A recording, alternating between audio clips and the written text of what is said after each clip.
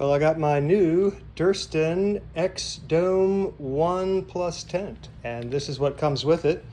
The box, of course, reflective guy line, green to match the tent.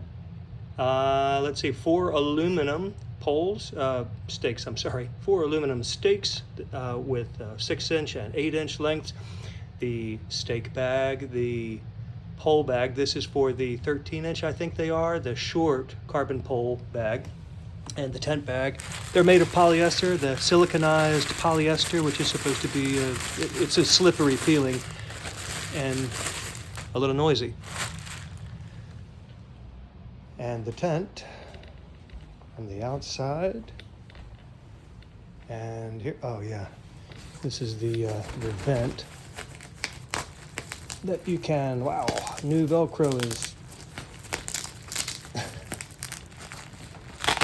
very strong. And you have this little prop in here that also has a Velcro, and hey, there's your vent, ventilation. You've got one on the other side, of course. It's a very strong, sturdy tent. I think Dan put like 30 pounds on top or something. Oh, and I thought it would make this part of the video interesting.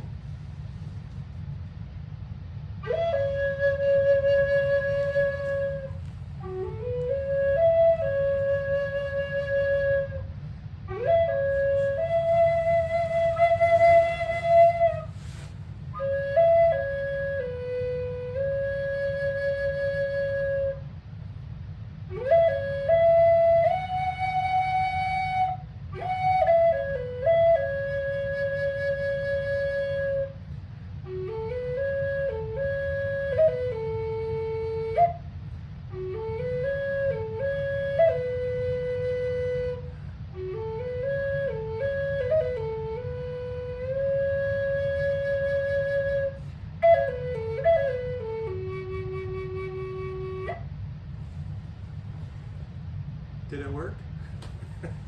Anyway,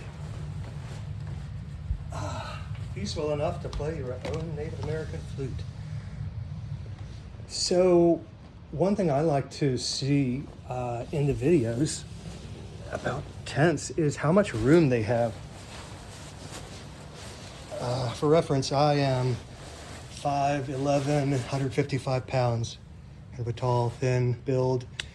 But to get the most room in the tent, you need to be on this side, parallel to the door. Because the 50 inches at one end, in this case, the way I'm positioned, it's the head end, and the foot end is only 29 inches. And this is a weird wall, because it curves. It's like deep in here, and then it comes back to you. I wish this could somehow be cut so that you'd utilize all that space. It's like 8 inches more space that you'd have that way. And Dan chose to make such a huge vestibule, which I don't think is necessary. He moved, I guess the first tent was 27 inches, and then people wanted more room, so I made it 29 inches. Please, Dan, make it like 35 or 40 inches wide, because after you don't need that much room, right? Your pack, after you empty it, is basically quite thin and will fit in a 10 or 11 inch space. And you still have, a bit of room. The only other reason I guess you'd like to have more or this much room is in rainy conditions to what? Get inside the tent and undress here in this location, and or to cook. Okay, that's fair enough, plus the rain. But anyway, this is what it looks like. And I have this much room right now. Let's see, I can move down just a hair, or an inch. That way, if the wind is blowing, it won't be waking me. Plus, you can use a guy line, but that's how much room there. And then sitting up in the tent, I'm on a 3-inch pad, and so I have, and again, I'm 5'11", so I have quite a bit of room here. Hopefully that's being captured on the camera. And at this end, of the tent. Oh, jeez. It looks more like that. Again, you need to sleep in this orientation here to get the most room. If you do sleep in this orientation, you have this kind of room, so it's probably enough. And if you wanted to sleep head end to this end, again, I haven't tried it. I set it up yesterday in the yard, but anyway, that's what the tent space looks like inside the tent. Apparently this is something that he did with different colored strings, green, white, and black. That way you know which direction you're pulling the strings, because apparently they were all black, I guess, before. And then I noticed there's a little hole where all three of these meet that mosquitoes could get in, so just be mindful of that in warm weather camping, to plug that hole. And then what? Let's see.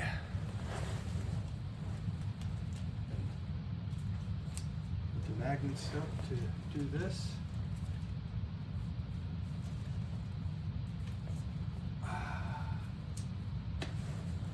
There's that.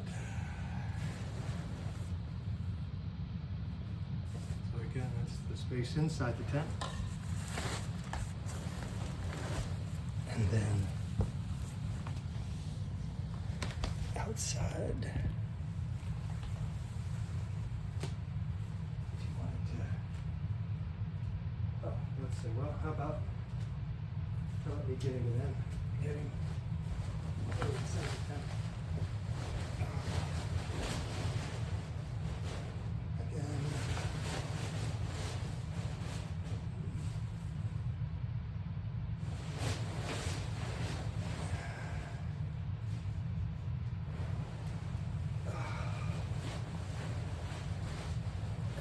Rainy day.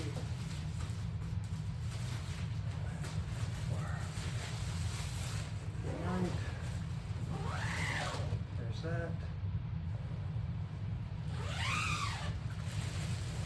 Okay. Wait. There's this. Or let's see, how about what might be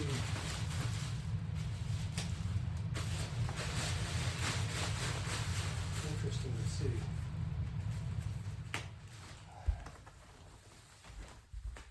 Okay.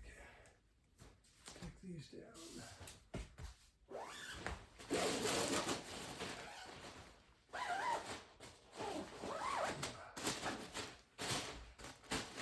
Okay, there's that.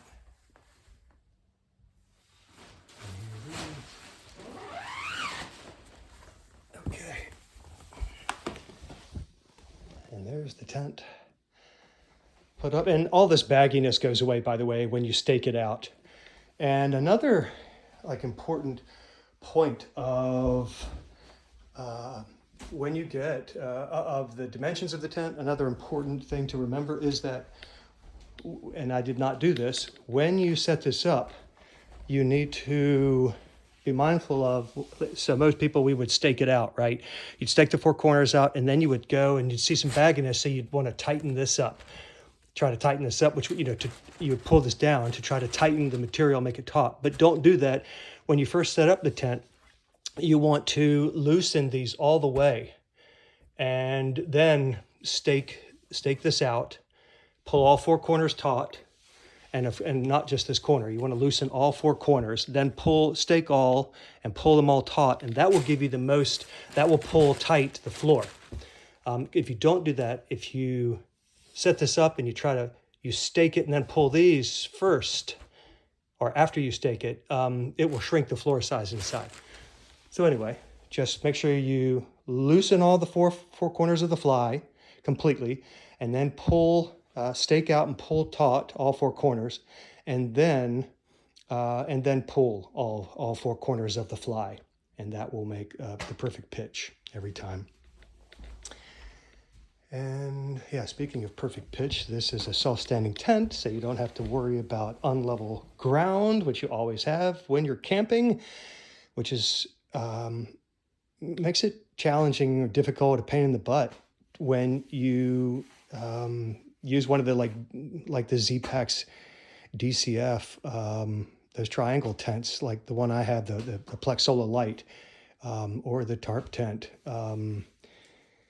Dipole, those trekking pole tents is what I'm saying. And on level ground, it just makes the angles wonky and more difficult to set up. That's why I got this. So that, and in case you can't get the stake in the ground, if it's too hard, if you're on stone like out west, I'm not, I'm on the East Coast, but anyway, yeah. So there is the Durston X-Dome 1 Plus. If you enjoyed this video, give it a thumbs up and subscribe. And if you have any comments or questions about this tent or any of my ultralight gear that I have, leave the questions below and I'll answer you. And have a good one.